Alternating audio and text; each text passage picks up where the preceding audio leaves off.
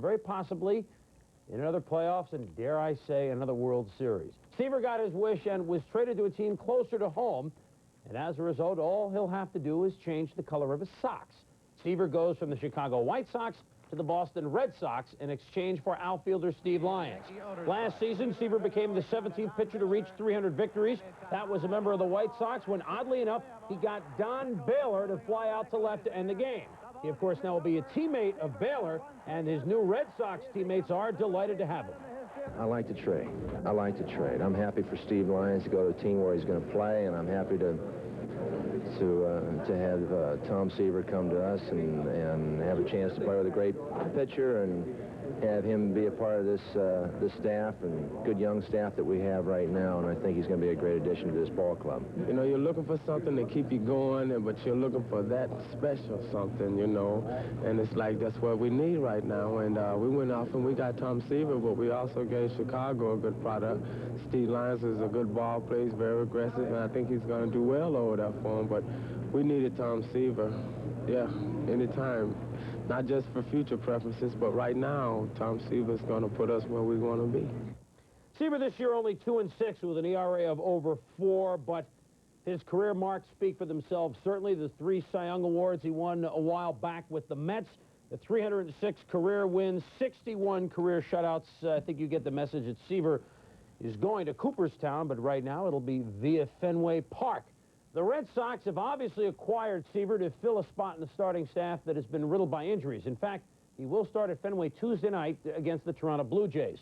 The Sox also assume that Seaver will be able to pass 20 years' worth of pitching knowledge onto the young and talented Red Sox pitching staff, a staff that could provide Boston with its first American League ERA title since Babe Ruth was a rookie in 1914.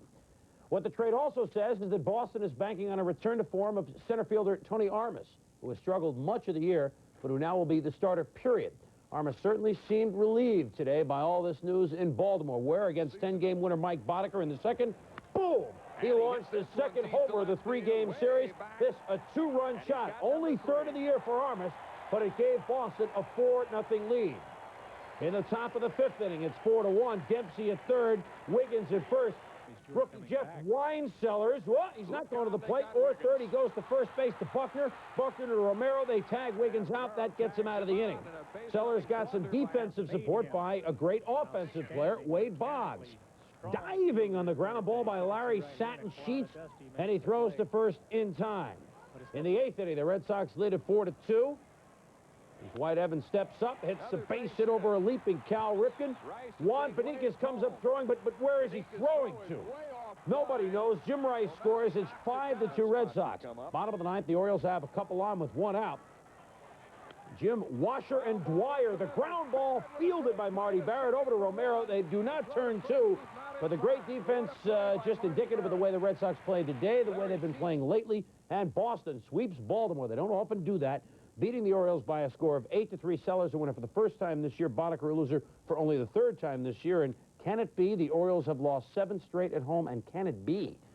The Red Sox lead the American League East by 8 over the Yankees. And you got a sense that the end was near for Ken Griffey with the Yankees. When he missed a game about 10 days ago, he said it was for personal reasons. Well, the club fined him $10,000, and today they traded Ken Griffey to Atlanta. He never did like the platoon system.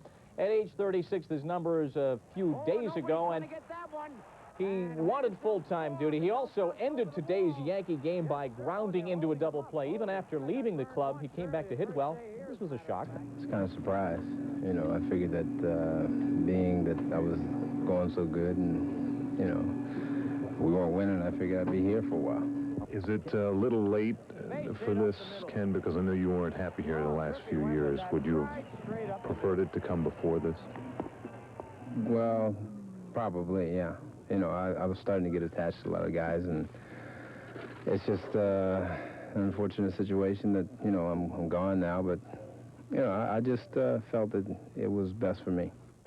Griffey goes to Atlanta. This fella comes to the Yankees, veteran Claudell Washington, who does have power and also contact power. He played in New York before with a stint with the Mets, so Claudell Washington comes over and he'll join the Yanks. The Braves also send over shortstop Paul Zuvella, giving the Yankees help at a position where they need it. Also some left-handed hitting.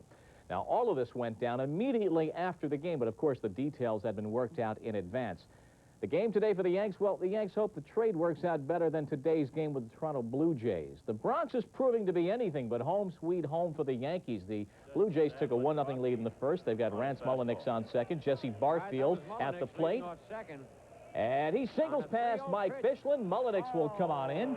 Now the Blue Jays take a 2-0 lead. Yanks have yet to get to the plate. Griffey's on third. Easler at the plate in the first inning. Tying the game here, Mulliniks can't handle Easler's grounder, and he beats it out, so a 2-2 tie. Yanks take a 3-2 lead. Bob Tewksbury, rolling, had retired 11 consecutive batters. Yanks have a lead. Nice day hot, forget it.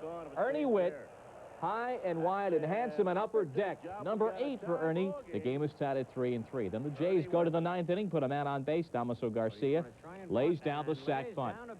And then Brian Fisher can't even handle it, so everybody is safe all the way around. 1 out later, pinch hitter Cliff Johnson facing Al Holland. RBI single down the left side. That brings in Willie Upshaw. Jays add a couple of more runs. They get all their damage runs in the 9th inning and win it 6-3. Placed by a slim half game, had their hands full this weekend with, of all people, the Cleveland Indians. Bottom of the second inning, the Angels get going, though. Ooh, Brian 10 Downing Street clobbers this Ken Schramm offering. It's gone. Solo shot. His 11th gives the Angels a 1-0 lead. But here comes the Tribe, top of the third. After a double by Andy Allison, the rookie catcher, Tony Bernazard goes down the right field line. Allison will score. Bernazard is motoring into second with a double. We're tied 1-1. Bottom of the third, Wally Joyner, 3 for 4 today. Base hit through the right side. Rupert, along came Jones. Scores from second.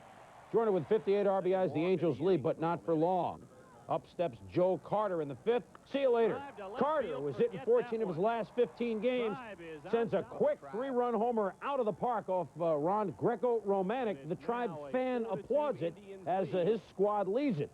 Now at 4-3, top of the 8th, Brooks Jacoby unloads on Todd Fisher. This ball is over a leaping Downing. It's 5-3. The Angels have made it 5-4. The old college tried the Seattle Kingdom, but the M's had too much today. Seattle wins at 9-3. Mike Moore, another complete game. That's 6 on the year. And that's Craig Shipley, the Aussie, the Australian rookie, doubling to right center, brings in Alex Trevino, and the Dodgers up 1-0. It stayed that way until Fernando Valenzuela had the defense go south behind him. Phil Garner with a grounder.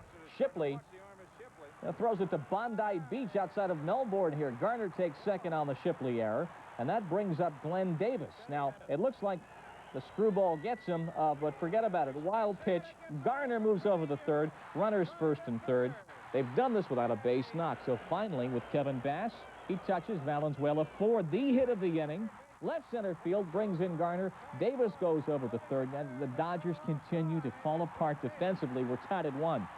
A lot of times you've seen that, huh, Tommy? The frustration is mounting. Cruz is the next hitter, and Jose with an infield bouncer. Valenzuela gets it. He'll play it second. He'll play it first because nobody is covering. Davis scores. Stroh's up 2-1. They're loving it in Houston. Frank DiPino came on in relief of Nolan Ryan. A couple of scoreless innings to preserve the victory with 2 out here in the 9th. Garner fields Trevino's big high bouncer and gets him at first. So by 1/2 game, the Astros are back in first place. Manny Hernandez gets the victory by pitching that 7th inning. And for the first time in over 2 years, Houston has swept L.A., and L.A. has lost 4 in a row. True, the Giants did fall from first place, but when you consider that they had gone 1-17 over the last 2 seasons in Riverfront Stadium, taking 2 out of 3 from the Reds in Cincinnati was just fine with manager Roger Craig. Bottom of the 3rd inning, after retiring 8 straight, Tom Browning gets the easy guy, the pitcher Mike Lacoste. Easy for who? 2 straight at-bats, 2 straight homers for Mike Izod Lacoste. The Giants lead at 1-0. Bottom of the 4th inning, though, Lacoste has to pitch, not hit. And he gives up a little excuse me blooper to Bo Buenos Diaz. It scores Pete Rose. We're tied at 1.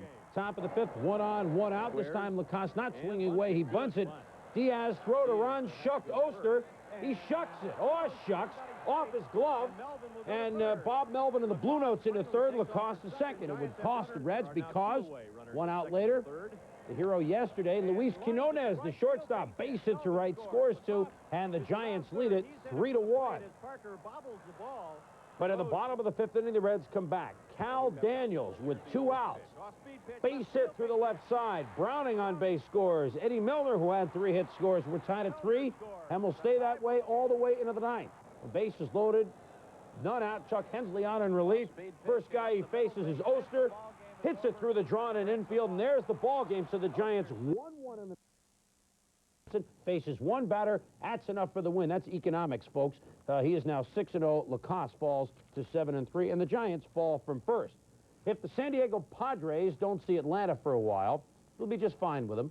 Not that they have anything against Peachtree Plaza, mind you. It's just that they cannot deal with the Braves in Georgia, apparently. Same old story in Atlanta for the San Diego Padres. Andres Thomas, the shortstop, doinks one down the right field line. Bob Horner scores. 1-0 Braves in the 2nd inning. Safe at second base.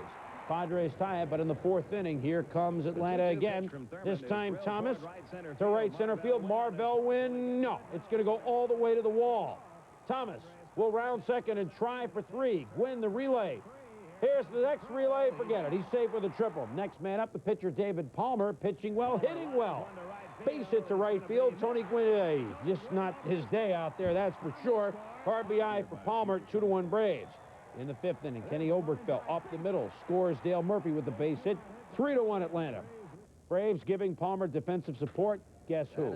Andres Thomas fields and throws. Just beautiful as he gets Dana Orge at first. Then in the 9th inning with a runner on, John Crook, pinch hitter, center field. Dale Murphy coming, makes the backhanded grab to end the game. Palmer says, thanks, guys.